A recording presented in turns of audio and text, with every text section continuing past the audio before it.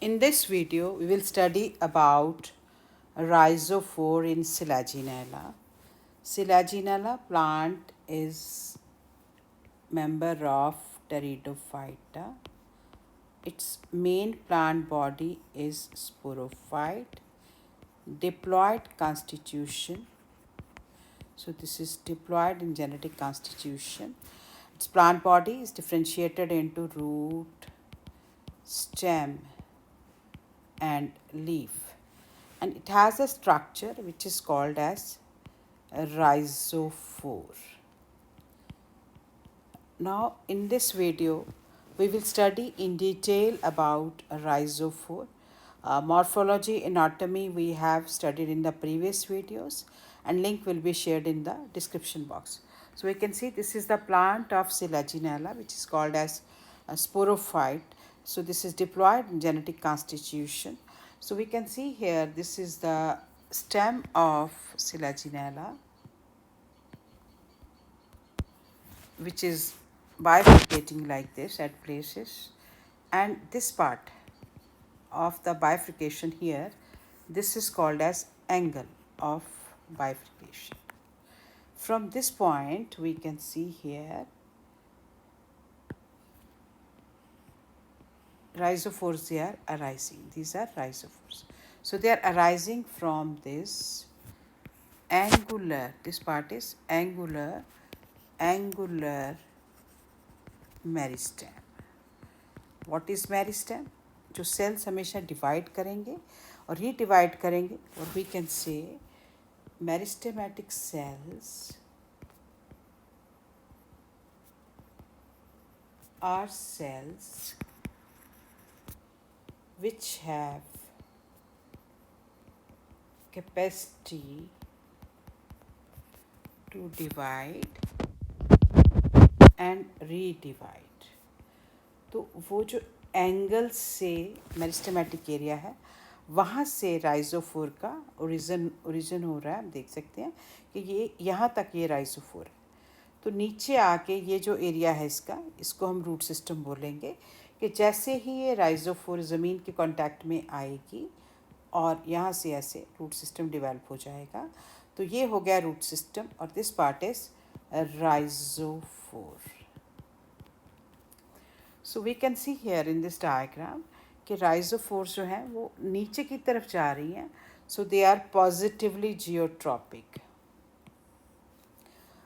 They are long and they are cylindrical, arising from the angular meristem, and when they come in contact with the soil, they will develop root system.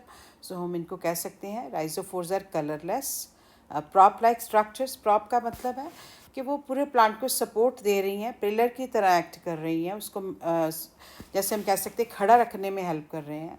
Originate from the point of the dichotomy of stem. So ये positively geotropic है क्योंकि ज़मीन की तरफ जा रही हैं. कोई पत्ता वगैरह इनके ऊपर नहीं है तो लीफलेस है. कोई क्योंकि रूट्स नीचे आके डेवलप होते हैं, तो यहाँ पर ना तो कोई रूट हेयर्स है और ना ही कोई रूट कैप है. So this is the rhizophore which is colourless, geotropic, leafless, without root hairs, and when it come in contact with the soil, this will develop the root system. और अगर हम इस राइजोफोर को सेक्शन कट करें, हम इसका ऐसे एनाटॉमी देखना चाहें तो इसका सेक्शन कट करेंगे तो हमारे पास ट्रांसवर्स सेक्शन आ जाएगा, जिसको हम माइक्रोस्कोप में देख के इसकी एनाटॉमी को स्टडी करेंगे. तो अब जब हम सेक्शन कट करेंगे हम देखेंगे कि इसका जो स्टेम है वो राइजोफोर है, वो हमें ऐसे नज़र आ रहा है. जो बाहर से एक कवरिंग है, this is called as epidermal tissue.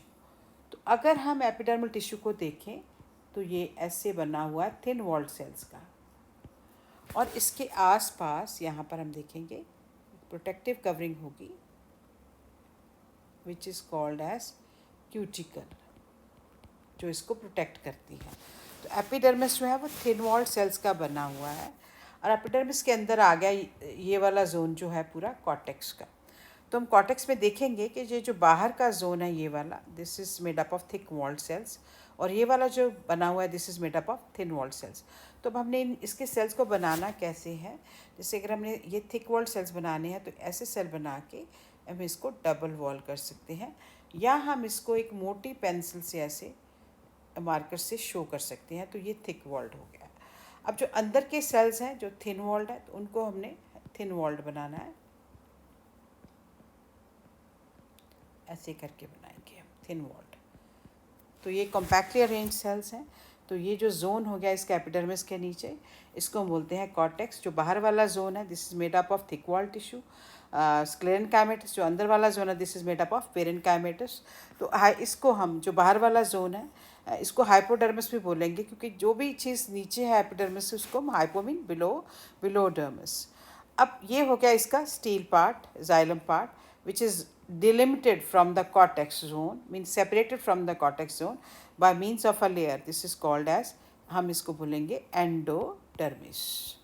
अब ये जो एंडोडर्मिस है, ये थोड़ी थिक वॉल्ड सेल्स की भी बनी हो सकती है, या जगह जगह पे इसके ऊपर थिकनिंग्स हो सकती हैं। अब इसके अंदर ये जो लेयर है इस रेड कलर की मैंने दिखाई है, ये भी पतली लेयर होती है, पेरिसाइकल। तो इसके सेल्स भी बहुत ही, हम कह सकते हैं कि थिन वॉल्ड सेल्स हैं। सो ये ऐसे करके हम बना सकते हैं इसको। अब आ गया इसका अंदर का पार्ट, ये वाला पार्ट। देखेंगे कि ये वाला जो पार्ट है, ये जाइलम पार्ट है इसका सारा, पिंक कलर वाला। तो ये जो बड़े बड़े सेल्स हैं इनको हम बोलते हैं मेटाजाइलम। जो छोटे छोटे सेल है इसको हम बोलेंगे प्रोटोजाइलम। तो हम बनाएंगे कैसे इनको? अब जब हमने इनको डायग्राम में बनाना है, again we can make them double walls like this. तो ये हो गए छोटे वाले प्रोटोजाइलम, और ये हो गए बड़े वाले मेटाजाइलम। या हम इनको फिर again we can make thick cells. तो हम इसको जैसे हम ये दिखा सकते हैं कि ये है मेटाजाइलम, और ये छोटा हो जाएगा प्रोटोजाइलम। तो ये इसको ऐसे हमने डायग्राम में बनाना है। तो ये हो गया सेंटर वाला पार्ट जिसको हम बोल रहे हैं जाइलम। अब हम अगर ध्यान से देखेंगे तो ये जो प्रोटोजाइलम है, this is phasing toward the outer side, right, and metaxylem यहाँ पर है। तो ये जो बाहर की तरफ प्रोटोजाइलम है, तो इस कंडीशन को बोलेंगे exact condition. When the protoxylem is facing toward the outer side and metaxylem is facing toward the inner side, so this is called as exact.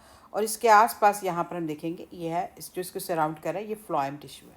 तो ये पूरे को हम स्टील बोलते हैं, which is bounded by endodermis, then pericycle, then this is the phloem tissue and this is the xylem tissue. अब phloem को हम कैसे डायग्राम में बनाएंगे कैसे? तो इसके लिए हमें थोड़ा थिन वॉल्ड बनाना है इसको, बहुत छोटे छोटे सेल्स ऐसे बनाएंगे।